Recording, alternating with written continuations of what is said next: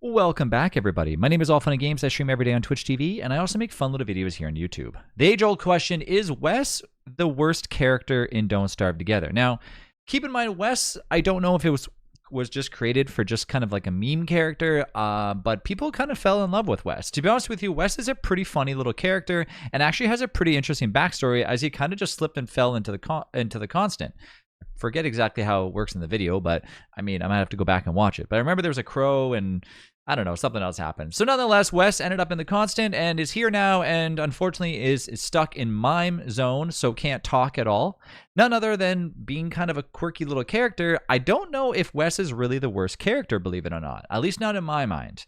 When it comes to Wes, Wes basically is a target for all things inside of Don't Starve Together, and as far as I know, it gets targeted first before anything else, from what I remember.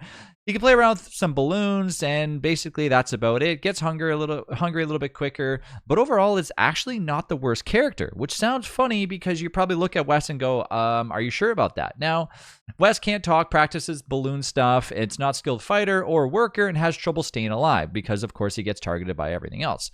But actually, Wes still does actually hold the cake when it comes to a character that is basically made for just miming around and miming around and having a fun time. When it comes to me, I think that Walter could stand to be almost the worst character in Don't Starve Together. Now, you might look at me and say, well, how could you say that when he's got a little dog that can be basically turned into Chester and a beefalo at the same time? But I don't know. When it comes to Walter, at least in my case, I think Walter needs a big buff, as I mentioned in a few other videos, to really make Walter a better character. But it's entirely possible that we could see Wes actually have another little buff too when the skill set happens.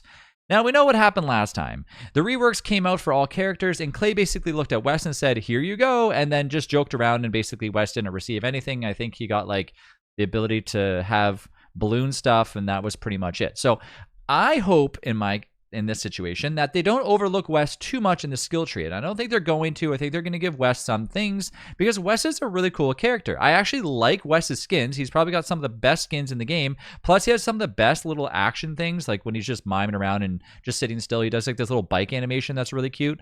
And for me, I think Wes is a really cool character. So I'd actually like to see Wes have some abilities that might make him a good character to play. But I don't think Wes is actually the worst character in Don't Starve Together. Now, you might be thinking, what is wrong with you? How could you say that?